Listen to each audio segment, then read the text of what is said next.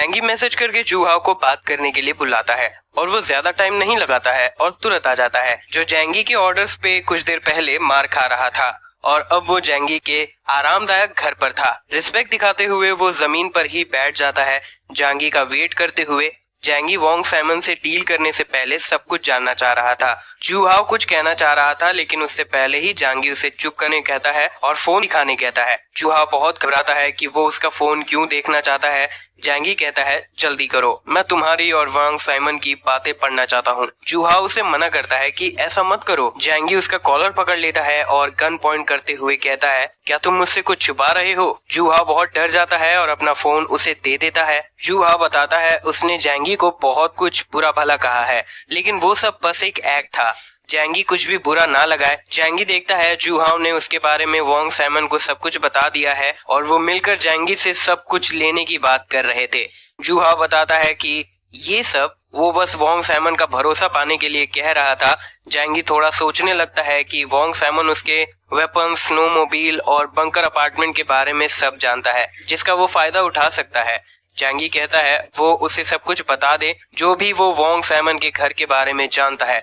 अगर वो एक भी डिटेल मिस करता है तो वो मारा जाएगा। जूहा बताता है कि उसका बंकर रॉकेट मटेरियल से बना हुआ है और उसके एंट्रेंस में स्लीपिंग गैस रिलीज करने का सिस्टम है और फ्लेम थ्रोवर्स भी है। वहां घुसना बहुत मुश्किल है। वहां घुसने का बस एक ही रास्ता है कि अंदर से कोई उन्हें घुसने दे। तो जैंगी डिसाइड करता है कि वो स्लीपिंग गैस सिस्टम और फ्लेम थ्रोवर को न्यूट्रलाइज करने का तरीका निकालेगा। तभी जूहाओ कहता है कि वो जैंगी को किडनैप करने का नाटक कर सकता है और वोंग साइमन उसे अंदर आने दे सकता है। जैंगी को ये प्लान अच्छा नहीं लगता लेकिन वो सोचता है ये काम कर सकता है। फिर जैंगी ये सोचता है कि अगर वो अपने डायमेंशनल एबिलिटी को और भी तरीके से यूज कर सकता है तो अच्छा रहता। ये सोचते हुए जैंगी थोड़ा एक्साइटेड हो जाता है। फिर वो जूहाओ को जाने कहता है कि वो 2-3 दिन बाद उसे कॉल करेगा। जूहाओ उसके पैर पकड़ लेता है कि मास्टर मुझे एंटीडोट चाहिए, नहीं तो मैं मर जाऊंगा। जैंगी कहता है डरने की कोई बात नहीं, पॉइजन का असर होने में 7 दिन लगेंगे, उसके पास अभी काफी टाइम है। और फिर उसे बाहर निकाल देता है। फिर जैंगी सोचने लगता है कि वो इस पावर के साथ और क्या क्या कर सकता है। वो सोफे पर बैठकर इसके बारे में काफी सोचने लगता है और फिर वो घर पर आग लगा देता है और उसे एब्जॉर्ब करने का ट्राई करता है कि अगर वो अपने खाने की तरह इसे रख पाएगा तो ये कमाल होगा। फिर जैंगी उसे एब्जॉर्ब कर लेता है और उसे कुछ भी नहीं होता। फिर वो उस फायर को बाहर निकालता है बिल्कुल एक कैनन की तरह और हम देखते हैं कि जैंगी बहुत खुश हो जाता है। जैंगी सोचता है अगर ये हो सकता है तो मैं और क्या क्या कर सकता हूँ, और सोचता है क्या वो किसी आदमी को इसमें अब्सॉर्ब कर सकता है। इसे टेस्ट करने के लिए वो लीजियन के बिल्डिंग से एक आदमी को बुलाता है और वो उसे वुडन स्टिक देता है और कहता है अगर वो जैंगी को हिट कर पाएगा तो उसे रिवॉर्ड मिलेगा। वो आदमी बहुत घबरा जाता है कि जैंगी किसी को उसे मारने क्यों कहेगा, क्या वो पागल हो गया है। पर वो खाने के लिए मोटिवेटेड था और जैंगी को जोर से मारने के लिए अटैक कर देता है और हम देखते हैं कि जैंगी के पावर्स उसे एब्सॉर्ब करने लगते हैं लेकिन वो बहुत धीरे होता है। उसे पूरी तरह एब्सॉर्ब करने के बाद जैंगी उसे डायमेंशन में चेक करने जाता है। वो आदमी भी जमा हुआ था बाकी चीजों की तरह, ना वो मूव कर रहा था और ना ही जिंदा लग रहा था।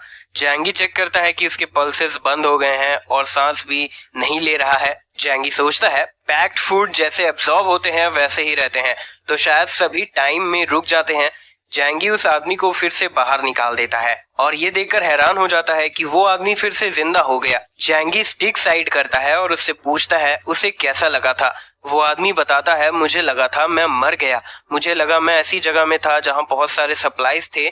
जैंगी को ये इन्फॉर्मेशन कमाल का लगता है और वो उस आदमी से कहता है वो उसका कुछ डिल्यूजन होगा। लेकिन वहीं जैंगी ये समझ चुका था कि उसके डायमेंशन में टाइम अलग तरह से काम करता है और लिविंग बींग्स वहां जल्दी नहीं मरते हैं, लेकिन अगर वो ज्यादा देर तक वहां रहते हैं तो उनका दिमाग खराब हो सकता है और वो मर भी सकते हैं। जैंगी सोचने लगता है कि मुझे लगा नहीं था कि लिविंग बींग्स एब्सॉर्ब हो सकते हैं, लेकिन मुझे कुछ और भी टेस्ट करना होगा। फिर हम देखते हैं कि जैंगी उस आदमी के 2 उंगली काट लेता है कुछ टेस्ट करने के लिए।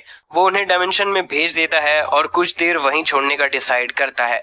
फिर वो उस आदमी को बैंडेज और मेडिसिन देता है। फिर जैंगी थोड़ा आग के मजे लेता है। वो आदमी साइड में बैठा हुआ था और वो खुश था कि वो जिंदा है और उसे कुछ खाने को मिल गया।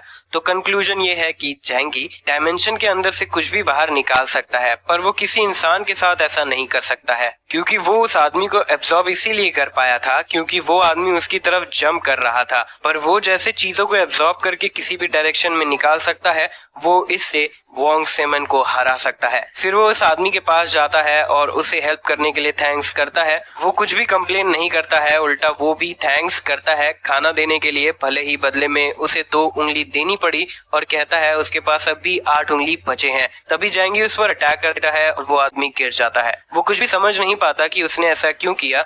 जैंगी बताता है, अब मुझे तुम्हारी और जरूरत नहीं है, तुमने खाना खा लिया, अब तुम मर सकते हो। वो आदमी हंसते हुए मर जाता है कि आखिर में वो इस जालिम दुनिया से आजाद हो गया।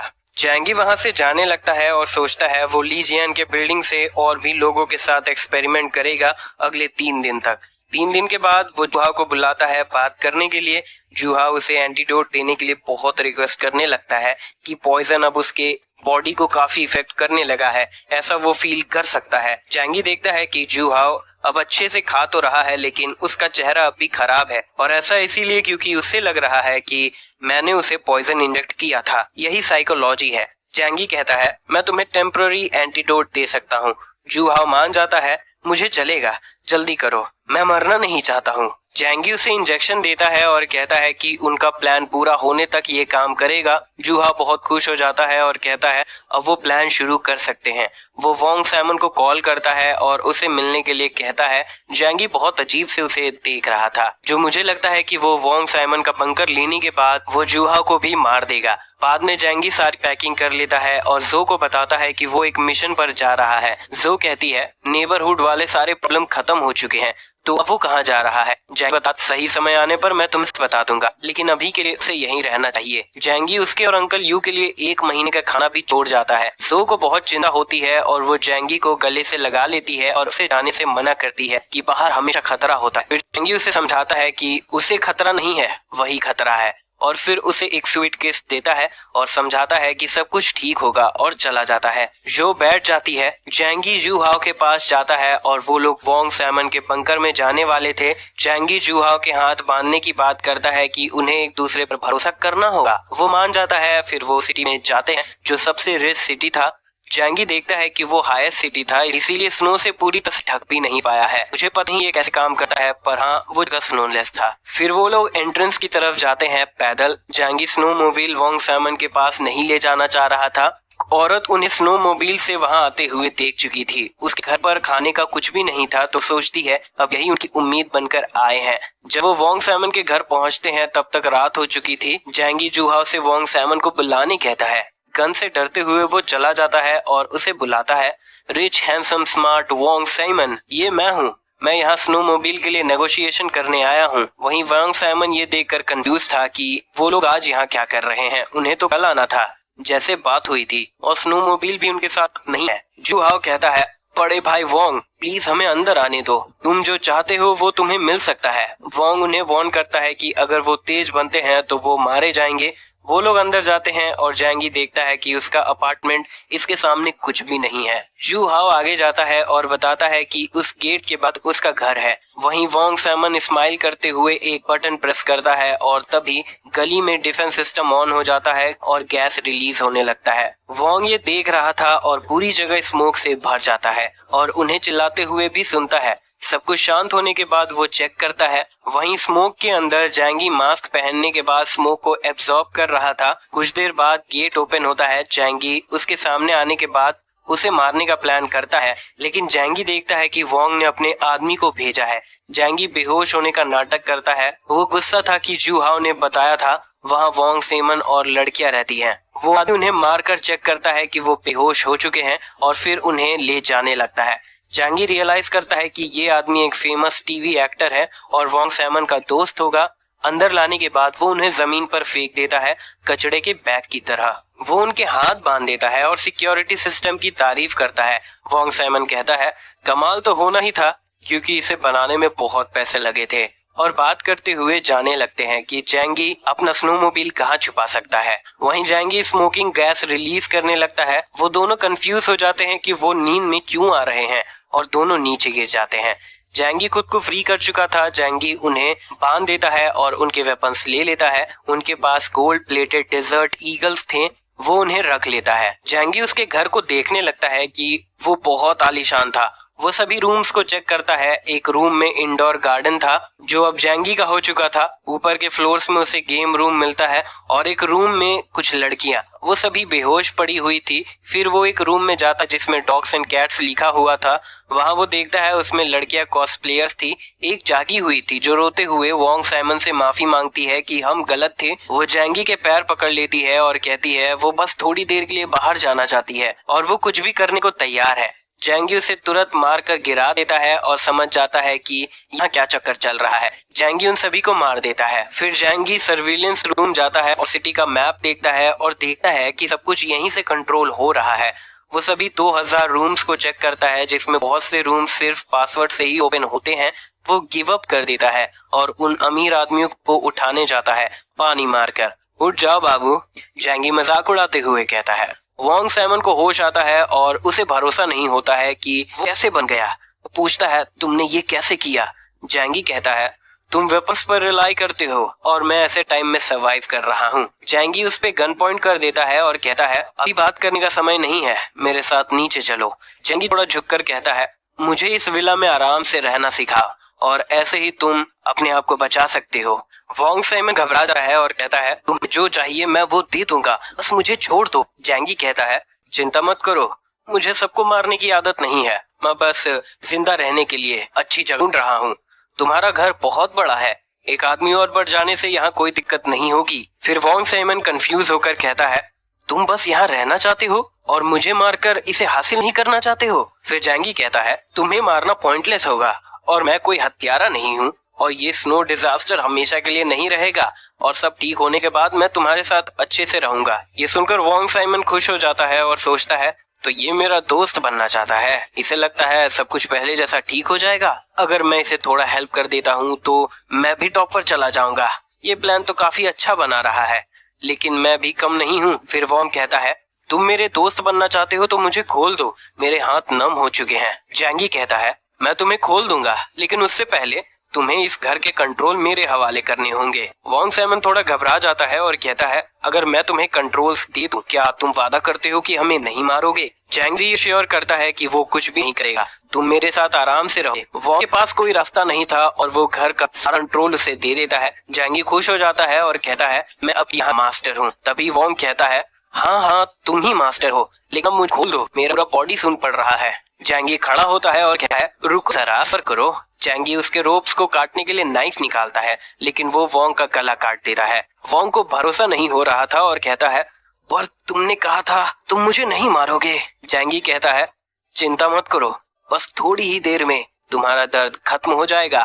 वोंग साइमन जमीन पर गिर जाता है और जैंगी उसे देखता है और कहता है माफ करना, क्या मैं तुम्हें बताना भूल गया कि मैं यूजलेस लोगों को जिंदा नहीं रखता हूँ। फर्श पर खून साफ करते हुए जैंगी सोचता है कि वो जूहाओ के साथ क्या करे। वोंग को मारने से एक दिक्कत कम हुई, लेकिन वो जूहाओ के बारे में फैसला नहीं कर पाया है। आखिर में उसने भी इस जगह को टेक ओवर करने में हेल्प की थी।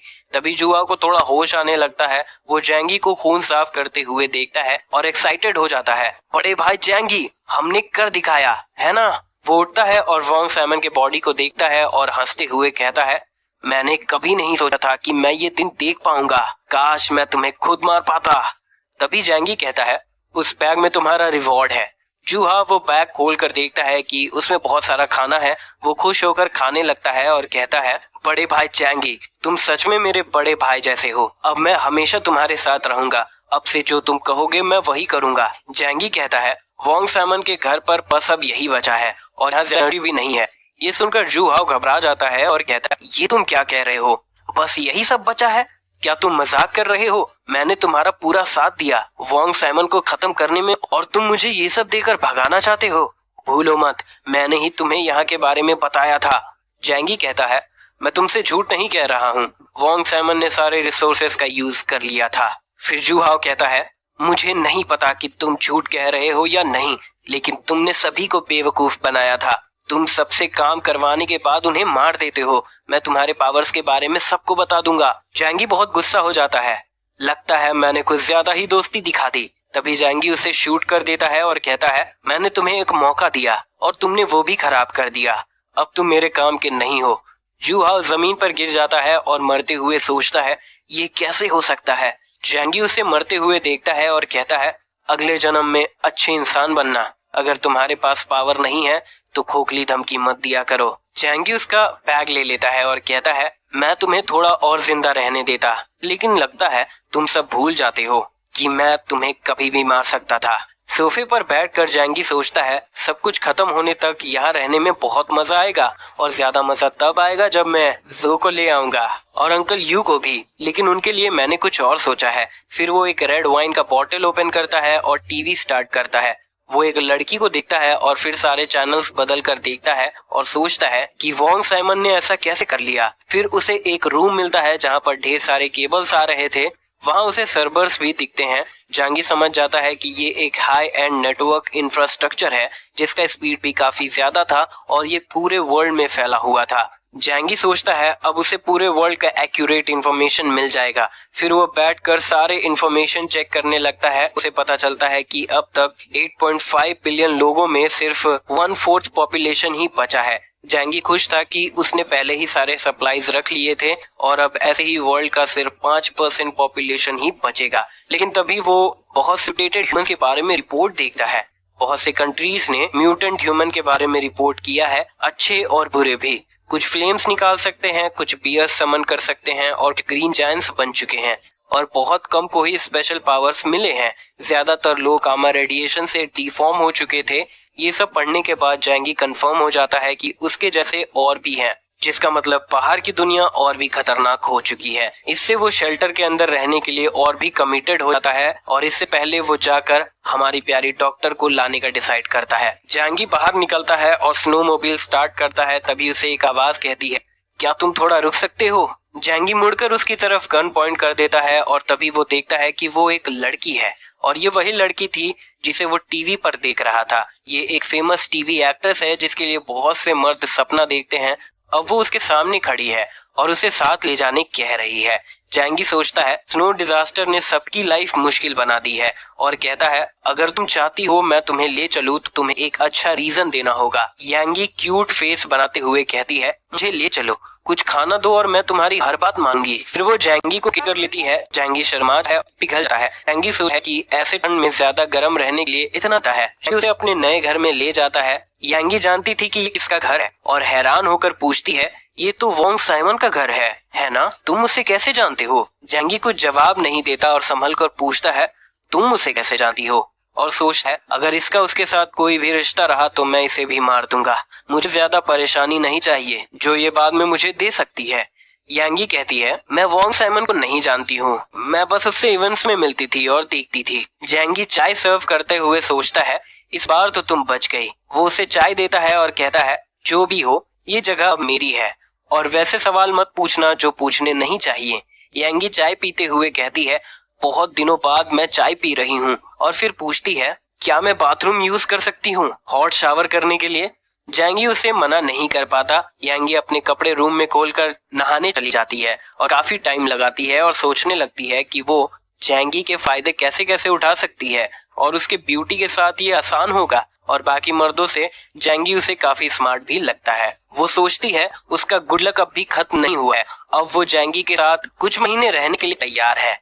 यांगी शावर से बाहर निकलती है और ठान चुकी थी कि वो कुछ भी करने के लिए तैयार है और वो ये भी क्लियर कर चुकी थी कि वो आगे क्या करेगी। वो खुद को समझाती है कि ये बस एक बार का सौदा है, एक बार सब ठीक हो जाने के बाद वो फिर से टॉप सेलिब्रिटी होगी और किसी को भी इसके बारे में पता नहीं चलेगा। फिर वो टॉवल पहनती है और जैंगी को रिझाने के लिए जाती है और पूछती है क्या वो रुक सकती है और प्रॉमिस करती है अगर हाँ तो वो उसे सर्व करेगी। जैंगी को कोई फर्क नहीं पड़ता है। तब वो उसे हाथ पकड़ लेती है और कहती है चिंता मत करो, मैं कोई प्रॉब्लम नहीं दूंगी, जैसे ही सब खत्म होता है मैं चली जाऊंगी। जैंगी उसका हाथ हटा देता है क्योंकि वो समझ चुका था कि वो बस उसका इस्तेमाल करना चाह रही है। वो रेड वाइन का सिप लेता है और कहता है तो तुम्हें लगता है कि डिजास्टर खत्म होने के बाद सब कुछ पहले जैसा नॉर्मल हो जाएगा, वो भी तुरंत? यांगी घबरा जाती है और कहती है हाँ सब कुछ पहले जैसा हो जाएगा और अगर ऐसा नहीं हुआ तो मेरे सारे अचीवमेंट्स का कोई मतलब नहीं रहेगा। जैंगी उसे समझाने के मूड में नहीं था और कहता है अगर तुम्हें लगता है सब कुछ ठीक हो जाएगा तो वही सही, लेकिन अभी तुम मेरे घर पर हो तो मेरे रूल्स फॉलो करोगी। जैंगी यांगी को पास लाता है और यांगी समझ जाती है। यांगी उसे किस करता है ये जानते हुए कि वो मना नहीं करेगी क्योंकि वो खुद से उसके पास आई थी। सब कुछ हो जाने के बाद जैंगी उसके लिए कपड़े निकालता है अपने डायमेंशनल स्पेस से और उसे दे देता है। यांगी हैरान हो जाती है, वो कुछ भी समन कर सकता है, ये कैसा सुपर पावर है। जैंगी जाने लगता है, तभी यांगी उसका हाथ पकड़ लेती है। जैंगी पूछता है, क्या हुआ, तुम्हारा मन नहीं भरा?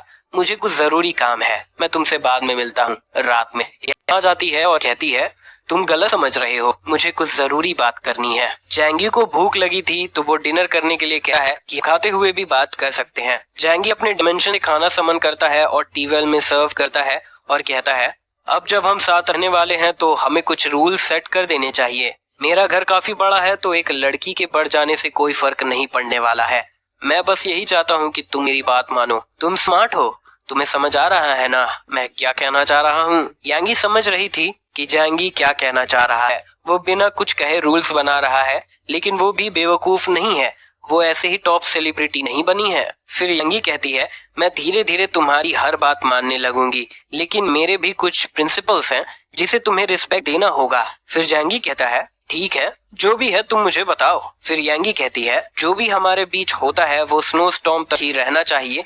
इसके बाद अगर हम अलग हो जाते हैं तो तुम इसके बारे में किसी को भी नहीं बताओगे। एक पब्लिक फिगर होने की वजह से मेरी इज्जत खराब हो जाएगी। जैंगी उसके कंसर्न को समझ रहा था। फिर यांगी हिम्मत करते हुए दूसरा कंडीशन बताती है, तुम मुझे वो करने के लिए मजबूर नहीं कर सकती हो जिसके लिए मैं कंफर्टेबल नहीं हूँ, या फिर कोई भी बेतुकी सी डिमांड करना जिससे मैं एग्री ना कर पाऊं। जैंगी बहुत कंफ्यूज होकर उसके पास आता है, तुम ही तो मेरे पास आई थी और तुम अब बेचारी बन रही हो। एक्ट्रेस होकर इतनी मासूम बनने की कोशिश मत करो। क्या तुमने अपने बारे में कभी सुना है कि तुम कैसे एक टॉप सेलिब्रिटी बनी हो, जबकि तुम्हारी एक्टिंग स्किल्स भी बिल्कुल अच्छे नहीं है। यांगी शांत हो जाती है और कुछ भी नहीं कहती है। जैंगी उसे उठाकर टेबल में बैठा देता है और उसके कान में कहता है, चिंता मत करो, मेरे कोई भी अजीब शौक नहीं है। यांगी ने अपने इंडस्ट्री में बहुत से अजीब शौक देख रखे थे तो जैंगी उसके लिए नॉर्मल ही लग रहा था। फिर वो लोग साथ में पूरी रात गुजारते हैं और बहुत सारी बातें करते हैं।